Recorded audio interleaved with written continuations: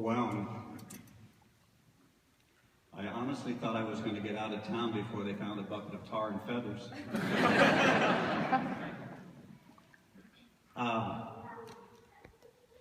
I have to give this back, everything that's been said tonight, to everybody that's here and to everyone who couldn't be here that wanted to be here in this holiday weekend. I'm just looking around, and this is a holiday weekend, and look at this place. It's unbelievable to me.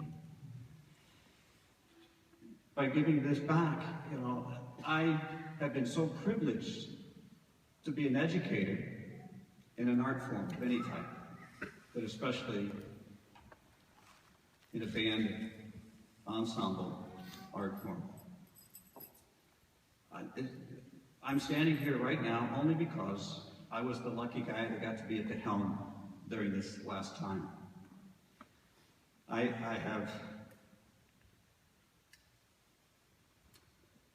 have taught all of my students who wanted to be band directors. When they walk out the door, I tell them, you need to understand that that band will be yours when you're there. And the day that you walk out, that band's going to be somebody else's. And I truly believe that. I empower that. It needs to be that way. And the other thing that's so important to me, is that we come together,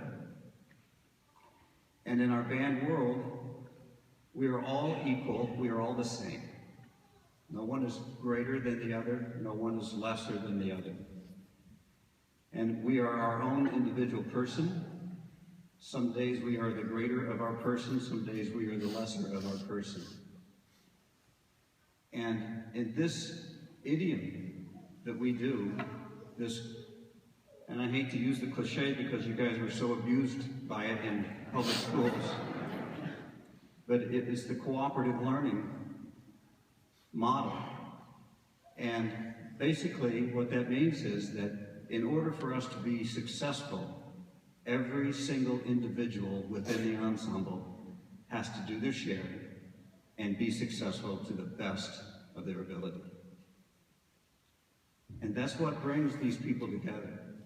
And that's what keeps these people together. And I'm just so amazed at how the bond keeps you together. And now me and Ruth and I, and our family,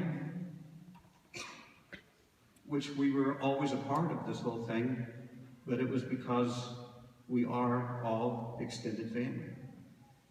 And I implore you, everyone here, to take this honor, because you were the ones that made it happen. You may not realize this, but the whole time that you were in the band, I never played a note. It was you. It was you.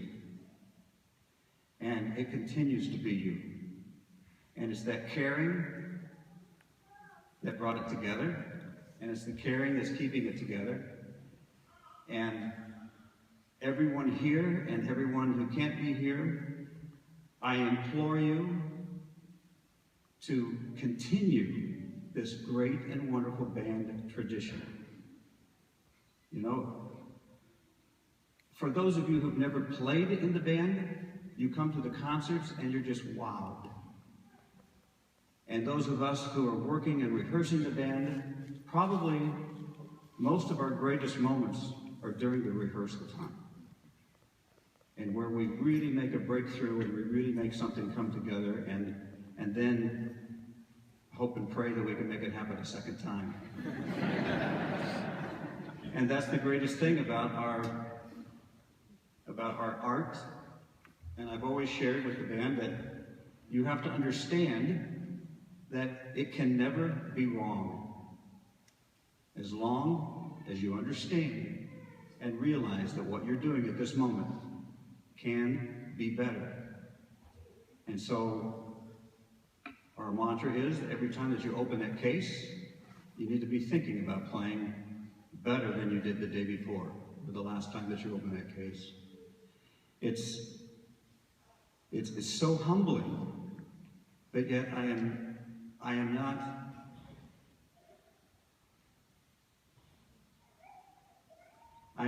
not that person. Again, I'm just trying to reiterate, and God, I'm so blown away and surprised about being here that, I wish I could be a little bit more eloquent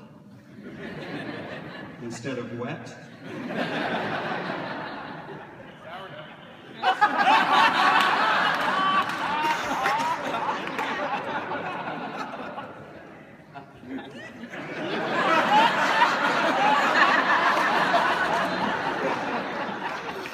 We're going to have a few more lectures at home.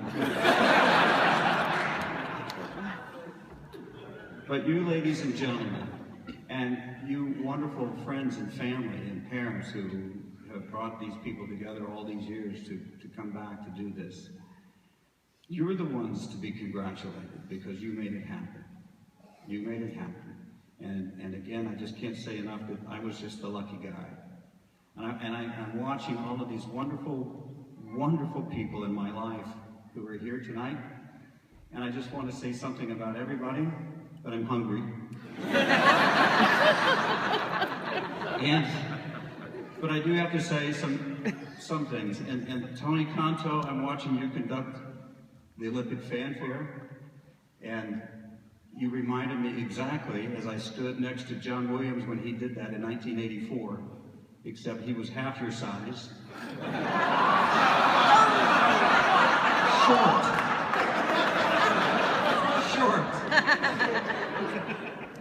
And he wore tails and bright white tennis shoes. That was John Williams. That's always been John Williams. An amazing individual. And I'm looking over here at Dustin, and Dustin remembers that in my conducting class, I used to bring in grocery paper bags and ask the students to please put that bag over their head so they could get over their own self-consciousness and not be watching somebody else and try to mimic somebody else. And Dustin always thought it was a wonderful idea. What Dustin didn't know was I didn't want them watching him. Because it was so intimidating to see such a great talent at such a young age being into that conducting class, and look where he is today. I also want to share this story that I was so pleased just a few summers ago. Dustin called and we got together and said that we're in for a family reunion, birthday celebration, and we're going deep sea fishing. He says, I really want you to go with. And I was ecstatic that I was still in his memory bank, let alone because of what he was doing and where he was going with all of his career. And I was so fortunate that day that he and I were the only two people that did not get seasick, and we had wonderful quality time. And we shared stories, and we shared favorite books, and it was just a wonderful time together. I'm not going to go on and on, but I do have to say something too about two other gentlemen in my life. Right here, Mr. Eli Osterloh already knows how I feel about him. I was sitting down this afternoon waiting on going to dinner. And I thought, this would be a good time for me to thank Eli. And that thank you goes all the way back to his undergraduate years, his gift as a player, as a performer, his gift as an individual and communicator. And so I wrote this email to him this afternoon. I don't know if you've opened your email or not. But he knows how I feel about him, and so I don't have to share that with you. He's a great person. He's a great person. And I want to thank Mike Voda, because, and Mike Voda has just been such a great, wonderful colleague in my time here, as John Wakefield, he took 40 years to teach me to understand what it meant to be a director of bands. And I will be forever, forever grateful to John Wakefield with his patience. And I know that I was out of his box sometimes, but he was so patient with me. And I do honestly believe that we did a wonderful thing in this, at that time, Department of Music to where we are today. And John Wakefield has had an amazing career. He's a member of the American Bandmasters Association. And I'm just so proud to have had that in my life and to be able to be here tonight. And I'm just so embarrassed because John was there for most of the whole time that I was here too. And so with that, I thank John. And Mike Voda, I want to thank Mike Voda for being the wonderful colleague that he has been and so supportive in everything that we've done together. I do recall that I had to call him when John's job came open to ask him to apply for this position because I was so crazy about his work. And I also remembered I had to call him another time saying, you know, you've got 16 hours to get that letter in here. And so I did push a little bit. And it could not have been a better transition. And for that, Mike Voda will be taking my position as Director of Bands here, among all the other things that we were able to do for he and his wonderful conducting program for all these young people. And speaking of all these wonderful young conductors, how terrific that we can have that kind of talent come up here tonight and display their skills, knowing fully well they're just here because they want my job.